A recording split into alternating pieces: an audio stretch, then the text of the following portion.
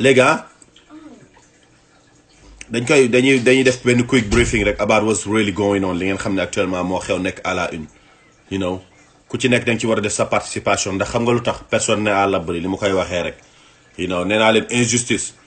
xamul kuy saaga xamul ku yaru xamul ku nekk à l'intérieur xamul ku nekk à l'extérieur dafa nekk benn groupe boo xam ne ce sont des groupes de bandits yoo xam ne ñoo bëgg a monopoliser le pouvoir monopoliser dëkk bi parce que képp koo xam ne da ngay wax loo xam ne arrangé wu leen rek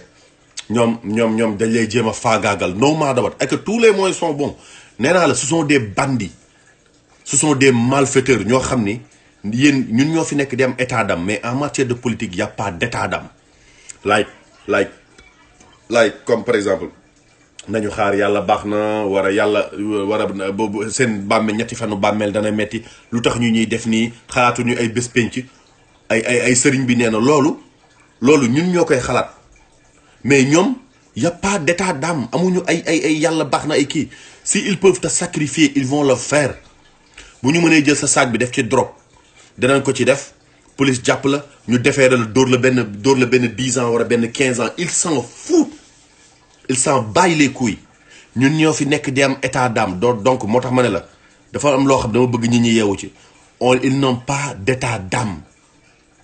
ñu jéem a tijji suñu xel yi xam ni on a affaire avec des bandits avec des voyous on a affaire avec des bandits avec des voyous je vais réduire l'opposition à sa plus simple expression li tax may insister ci lii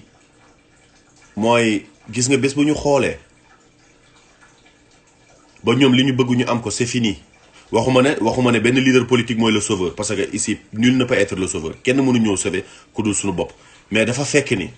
gis nga doomu aadama bala ngay songu ay nit wala bala ngay tuumaal ay nit dafay fekk nga def li nga war a def mais defoo loo war a def tey la pauvreté bi gën a bari Sénégal tey la agression bi gën a bari Sénégal tey la mbëkk mi gën a bari Sénégal tey la mbënd mi gën a bari Sénégal maanaam lépp luy xeetu torox tànge lépp luy xeetu mbon lépp luy xeetu lu ñaaw tax doomu aadama di sonn mi tey la gën a bari Sénégal tey la Sénégal jigéen ëmb ay seex dem di wasin ñu ne ko doo fi mën a am doom muy jaabantee hôpital ba noonu la deewee mook doomam yi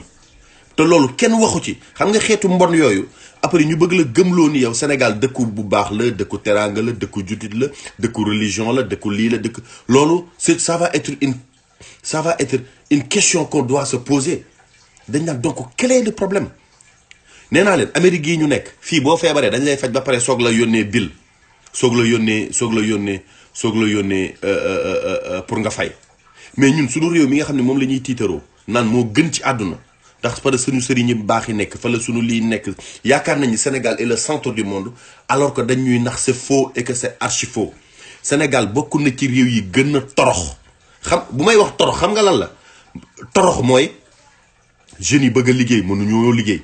nga bëgg a lekk amuloo loo lekk nga bëgg a naan amuloo loo naan nga feebar doo faju dem leen ci hôpital yi ngeen xool ñaata nit ñoo fa tëdd amuñu lu ñu fajoo torox bokk na ci quelques personnes motuñu sax les un quart de la population motuñu dara il ne représente 0,00000% de la population mooy ñooy monopoliser li nga xam ne mooy the wealth li nga xam ne moom mooy richesse su dëkk bi ba tax na tey dëkk bi tekki dara amu fa dara Sénégal y a rien actuellement te nee naa leen bu suuf neexoon golo du yéeg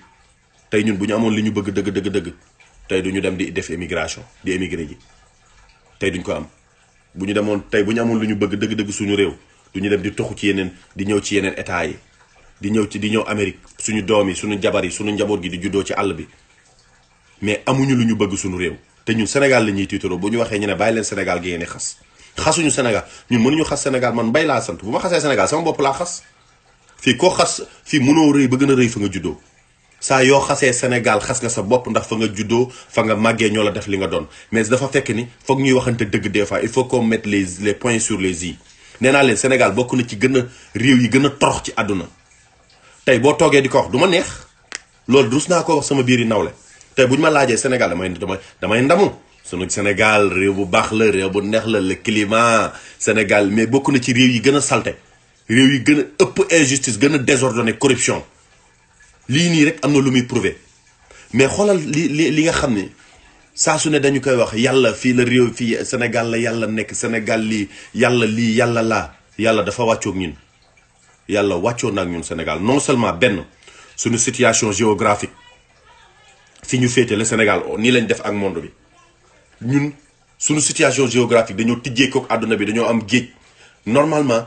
ñun waratuñu sax lekk yaboy benn am nañu fer am nañu zircon am nañu phosphate am nañu pétrole am nañu bauxite am nañu or am nañu tout ce qu'il se faut pour se développer mais quel est le problème maanaam yàlla dafa wàccoog ñun yàlla day dema benn essence sax yàlla daf ñuy jéppee daf naan xool ñii ni ma leen jéppee dëkk bi ñii nga xam ne may naa leen lépp pour ñu mën a développer ñuy xoole ba Frank Timis di naan seen pétrole ñuy xoole ba chinois yi ñëw di jël seeni bant yi di ko yóbbu ñii yàlla may na leen lépp lan lañ bëgg léegi yàlla ñëw wàcc ci ñun yàlla ñëw wàcc di ñu liggéeyal quoi ñun di ñu liggéeyal mënul nekk sunu maam yu baax yi liggéey ñan nañ def nañ la ñu waroon a def ñun ñoo ci des on a tout ce qu'il se faut pour se développer yàlla bu fekkoon amuñu benn matière première sax benn ressource naturelle là on pourra mën na den mën a wax dina nekk excuse mais on a tout oru Sabodala bi fan la jëm kenn mënul la cee wax oru Sabodala bi nga xam ne ñu ngi koy exporté ba léegi kenn mënul toog ne la or bi fii la jëm fii lañ koy jëlee ba léegi suñu tëgg yi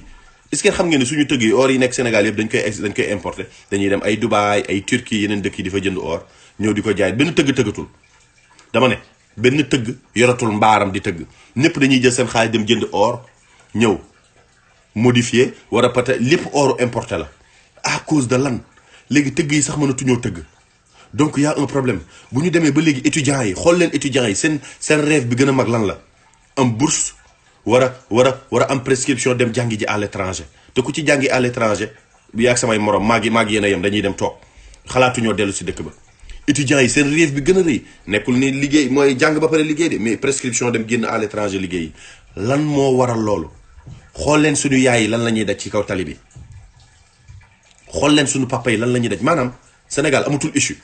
lépp li nga xam ne jeunes yi waroon ko mën a téye mu nekk ci benn côté technique mu nekk ci loo xam ne dañ ko waroon mën a téye pour bokk ci da power ñi nga xam ne ñooy bokk ci ñooy décider dans le monde jàng nañu nekk nañu ay jeunes toll nañ suñu digg ndoole bëgguñoo topp ci ginnaaw kenn on veut faire partie des gens qui décident dans ce monde dañoo bëgg am power we wanna have power that's what we want mais pas comme ñoom ni ñu koy defee topp ci ginnaaw nit. c'est que am na waxtaan yoo xam ne fu ma ko continuer dafa may fu may dugal foo xam ne bëgguma dugg foofu je ne veux pas dugg ci yenn détails yi mais c'est triste ce qui se passe au Sénégal c'est triste gis ngeen nit ñi bu ñu feebaree du ñu faju jigéen ñi gis nga jigéen ñi li ñuy daj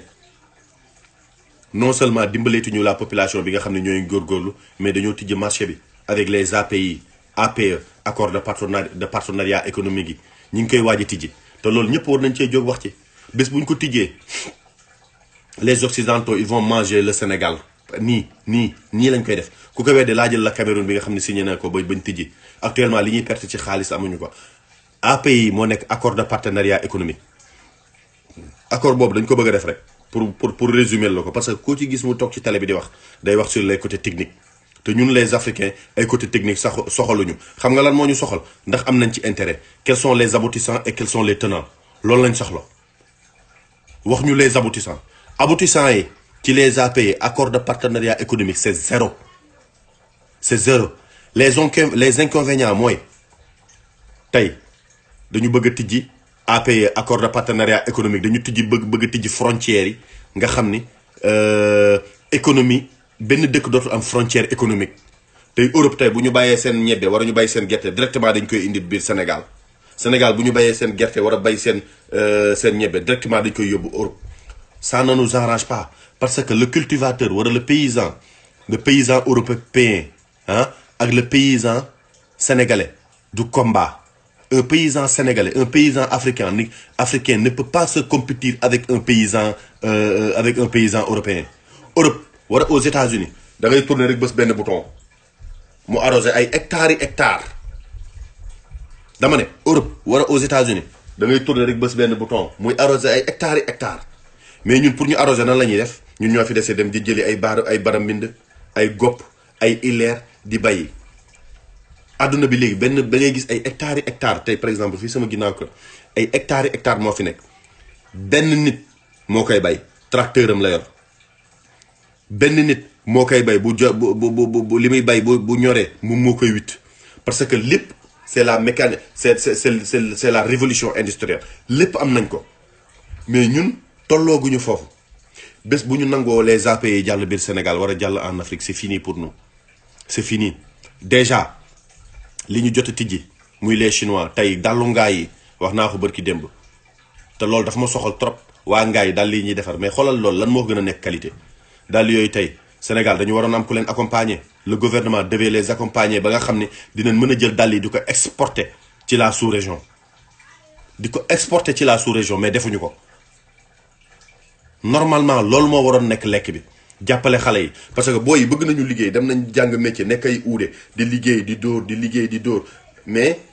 l'État les a sacrifiés ni mu leen sacrifié mooy tijji na marché bi ba les chinois ñëw chinois dañoo am doole tey benn uude day toog ci mbaaram di defar benn dàll ay 5 dàll lay defar par jour mais chinois yi bu leen tijjilee marché bi ay conteneur la ñuy indi exploser yàq booy bi rey ko léegi booy bi nan lay def ki uude boobu lan lay def day obligé bàyyi ko fi dem songu mbëkk mi te boo xoolee képp koo gis buy songu mbëkk mi jeunes yi songu mbëkk bi yëpp samay morom la ñenn ñi dañoo am métier seen métier bënn mais amuñu accompagnement parce que menuisier la def na menuisier ba mokkal tijji atelier am mais kenn jëndatul ci moom lal lu tax jëndatul ci moom lal parce que la Chine mi ngi leen di bëgg a rey avec l'importé les lits importés tey Sénégal foo dem showroom la showroom bi lan moo ko waral importation te bois vent yi la yiy dem jëli la Casamance yóbbu ko defar ko ay lal indil ñu ko maanaam la protection bi nga xam ne le gouvernement waroon na koo def ko l'accompagnement tey état Sénégal bu bëggee sax ay fourniture ay bibliothèque ay office ay bureau ah pour seeni ay nu ñu koy waxee ay desk comment on dit desk en français ak bureau non ay table bu ñu soxlaatee ay table xam nga ay Chine lañ koy dem jëndi jee te waroon a jéem a accompagner les menuisiers yi nga xam ne ñoo nekk même bu fekkee ne c'est pas de la qualité mais accompagnement da ciy am tey gisatoo benn dëkk bu nekk en voie de développement di importer amatul képp ku bëgg dara dootoo importer sama gaay c'est triste li ñuy wax ni nag dañ koy wax rek parce que métti na tey bu ñu toogee gis suñuy frères et sœurs di dund yenn dund yi au Sénégal ñun dunduñu ko mais yéen boo leen koy dund rek ñun dañ koy dund si saa yu leen koy dund ñun dañ koy dund parce que ñun bu ñu yeewoo suñu téléphone lu ñuy njëkk a def mooy xool ce qui se passe au pays tey ñaar dërëm bu ñu am dañ koy yóbbu dañ koy yónnee Sénégal.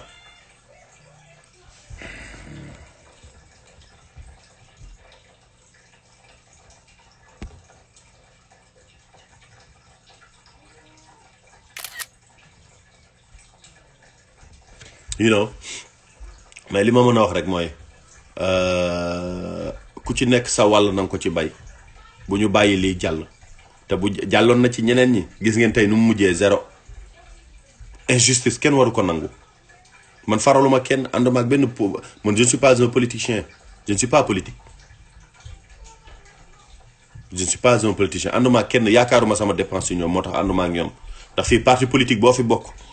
bu ñu waxee njuuj di nga ne patt bu ñu waxee njaaj di nga ne patt parce que yaa ci bokk mais man bokkuma ci benn parti politique bokkuma ci kenn ànduma kenn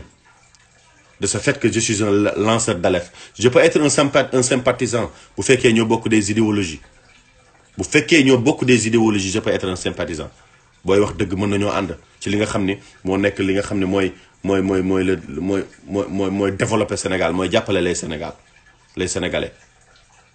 mais sama gars yi c'est triste man j'ai peur xam nga lu tax may wax j'ai peur parce que population bi dañuy gën di yokku xale yi di gën di màgg bu ñu demee ba mënatuñoo génn ba pare léegi Europe amatul dara Amérique amatul dara dem nañ ba léegi gis ngeen fi Trump actuellement dañoo nekk dos au mur ñi ñu doon dimbali talatuñu kenn talatuñu fi mu ne nii képp koo xam ne mi ngi ñu doon jàppale talatuñu xool leen mbas mi coronavirus bi tax yee na ñëpp Amérique talatul kenn ku muy dimbali la Chine talatul kenn léegi ñun ñoo war a jéem a lijjantil suñu bopp il faut que ñu nangoo dóorante pour avancer te dóorante bi du dara lu dul ñii nga xam ne ñoo bëgg a monopoliser le pouvoir ñoo bëgg a monopoliser li baax ñu rayanteeg ñoom ne leen lii nanguwuñ ko affaire yi métti na de man j'ai peur de j'ai peur pour mon pays j'ai peur pour l'Afrique li may wax nag waa baax na ku ci nekk boo ci loo ci mën na def nga def ko ci boo mënee partager vidéo nga partager vidéo boo mënee bu gars yi organiser marche boo mënee dem marche waxuma nag ngay toju bus war a di yàq loo xam ne yaa ko moom mais waneel ni tu n'es pas d'accord le gouvernement ils ont peur de nous nee naa leen li ëpp li fi gën a fragile